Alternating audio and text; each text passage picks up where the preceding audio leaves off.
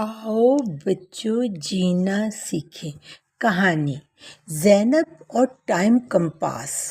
ज़ैनब एक तजस्सुस भरी और ज़हीन लड़की थी। उसे हमेशा तारीखी और पुरस्कार चीज़ों में दिलचस्पी रहती थी। गर्मियों की छुट्टियों में एक दिन वो अपने दादा जान की कदीम चीज़ों की दुकान पर गई, जहाँ उसे एक अजीबो गरीब सा कंपास नजर आया। इस कंपास पर आम समतों के बजाय कुछ अजीबो गरीब निशानात बने हुए थे। दादा अब्बू, ये क्या चीज है? ज़ैनब ने इंतहाई तजस्सुस से अपने दादा से पूछा। दादा अब्बू मुस्कुराए और धीरे से बोले, ज़ैनब बेटी, ये कोई आम कंपास नहीं है बेटा, ये एक ऐसी कंपास है जो वक्त में सफ़र करवा सकती है। कहा जाता है कि ये एक कदीम मुसाफिर की कंपास थी जो तारीख के मुख्तलिफ अदवार में घूमता रहता था, कभी इस ज़माने में तो कभी उस ज़माने में और कभी मौजूदा ज़माने में। लेकिन ये तभी काम करता है जब कोई इसके राज को समझ लेता है। हर किसी पर ये राज नहीं खुलता। रात को जब सब सो रहे थे, ज़ैनब ने अपने कमरे में बैठकर कंपास को निहायत गौर से देखा और फिर उसके मुख्तलिफ हिस्सों को अपनी उंगली से टच किया। जैसे ही उसने दरमियान में मौजूद अलामत को छुआ तो अचानक सुई तेजी से घूमने लगी और झमाके के साथ एक रोशनी का गोल दायरा बना।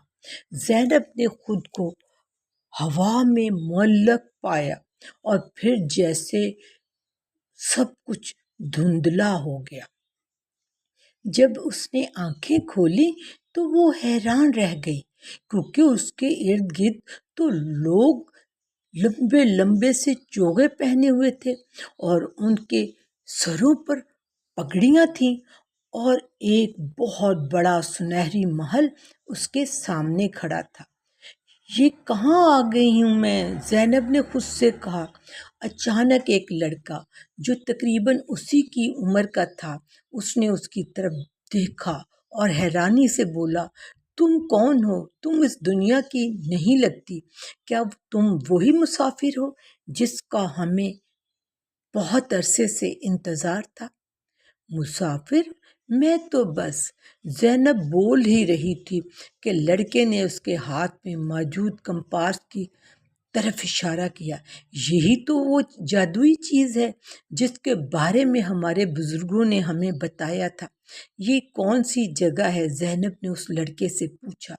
ये मिस्र है और सन 1300 कबल मसीह है। फ़िरौन के ख़जाने को चोरी कर लिया गया है और हमें उसने ढूंढना है।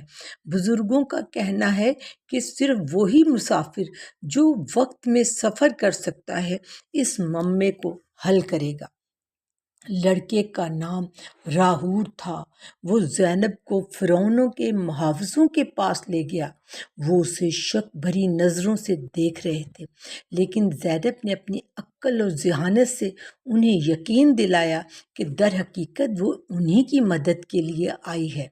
अगर तुम वाकई सच कह रही हो तो फिर हमें वो ख़जाना ढूंढ कर दो, मुहाफ़िज़ों के सरदार ने कहा। ज़ैनब ने कंपास को गौर से देखा। उसकी सुई एक ख़ास समत में घूमने लगी। शायद ये हमें ख़जाने तक ले जा सकता है। राहौर और ज़ैनब ने महल के खुफिया रास्तों में चलना शुरू किया।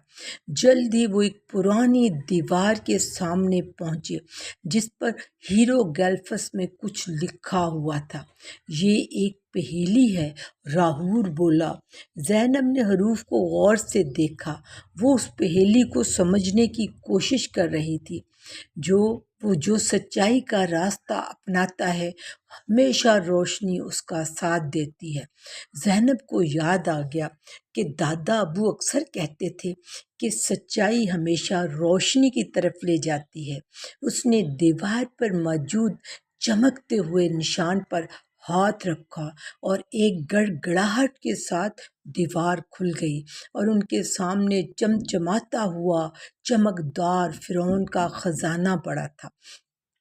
محافظ خزانے کو واپس محل میں لے گئے اور فرعون زینب کا شکریہ ادا کرنے خود آیا۔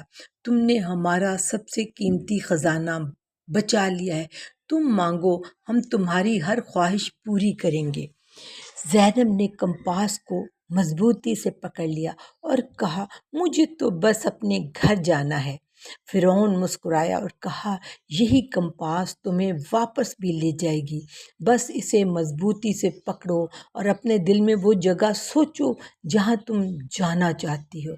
زینب نے آنکھیں بند کی اور اپنے خوبصورت پیار بھرے گھر کا تصور کیا۔